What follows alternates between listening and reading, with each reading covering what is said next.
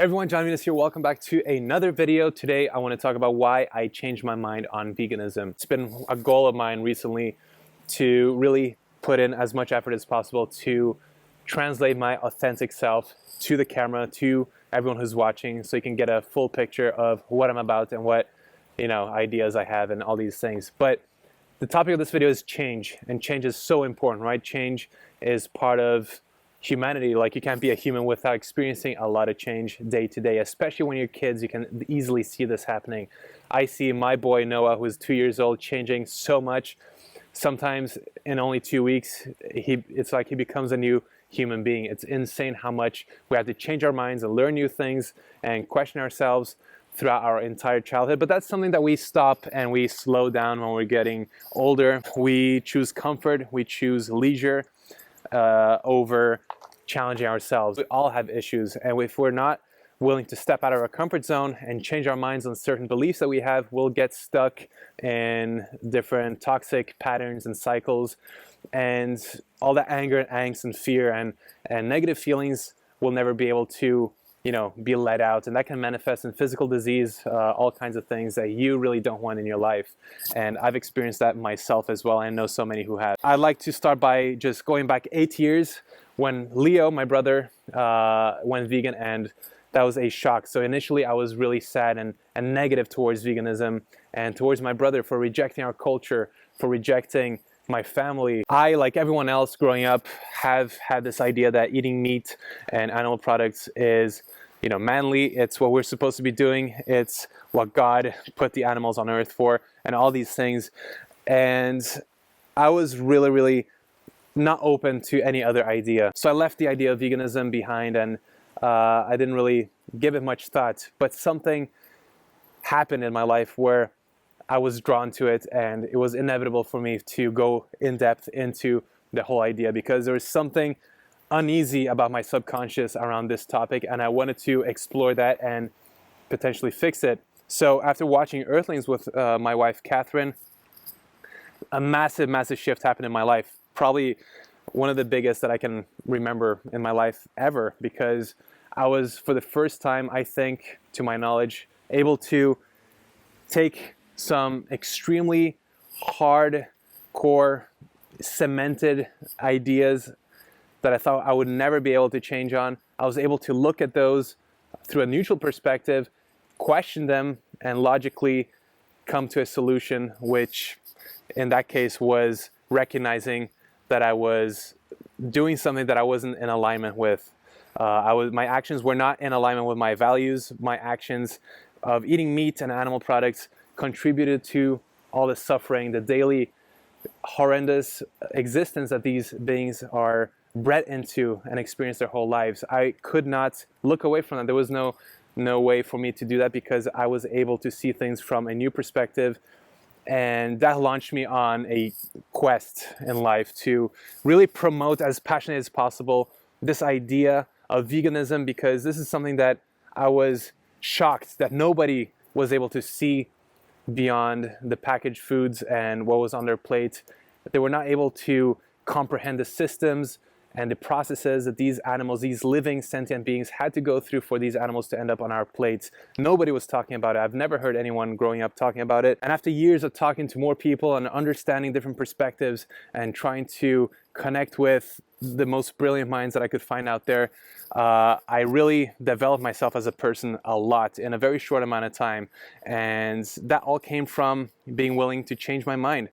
And that was something that happened recently again. And I thought that I would never change my mind on that new position of veganism.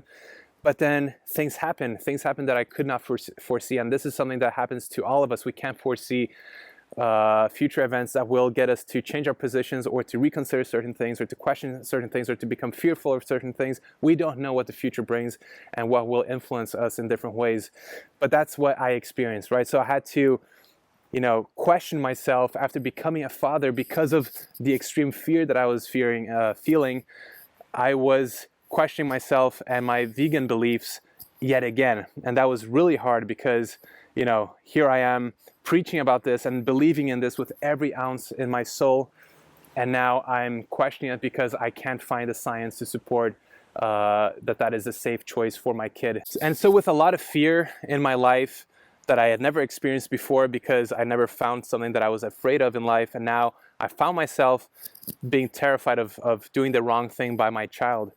And that came to the point where it was crippling, and I just had to make a decision, because it was so uncomfortable, this fear, that I had to change paths, and I had to question my beliefs. And I came to a place where I accepted that I didn't know everything about veganism, and I didn't necessarily believe that that was the one-size-fits-all, a fix-everything lifestyle.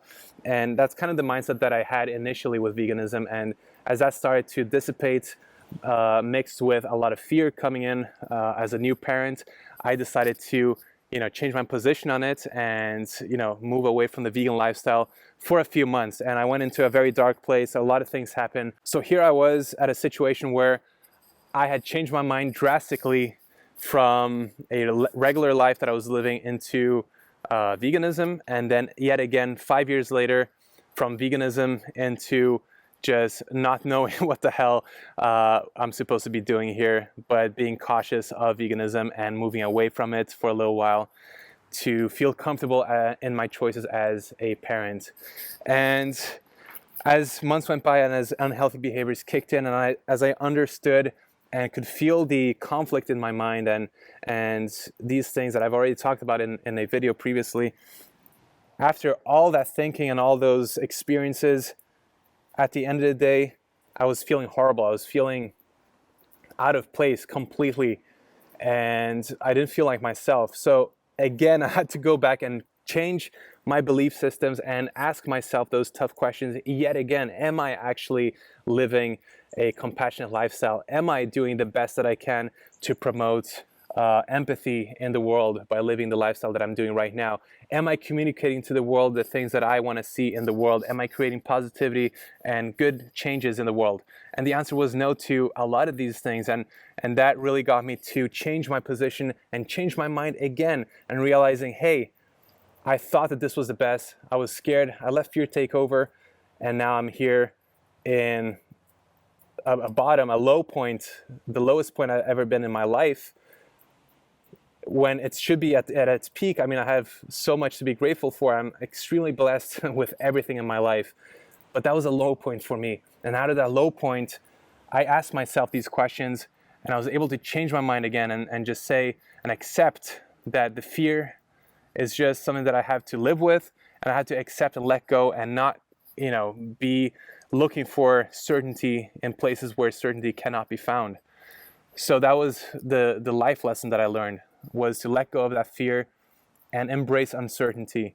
And that was something that I think or thought I had figured out before 100%, because I love thinking and talking about these things, but I hadn't. And that was a massive, massive lesson for me. And I keep asking myself right now, if we stop asking ourselves these questions, if we stop reevaluating our positions, if we stop trying to change our minds and trying to do a little bit better every day for ourselves and our environment and the planet and the animals, if we stop that, what kind of people are we going to become? What kind of feelings are we going to feel if we never change and get better and, get some sort of happiness and fulfillment in our lives? We cannot have happiness without change, and we have to be ready for change in any second. We have to be able to adjust and adapt to our new environment and belief systems as soon as they arise. If not, things will, happen and manifest in ways that you do not want, like disease, like addiction, like relationship problems.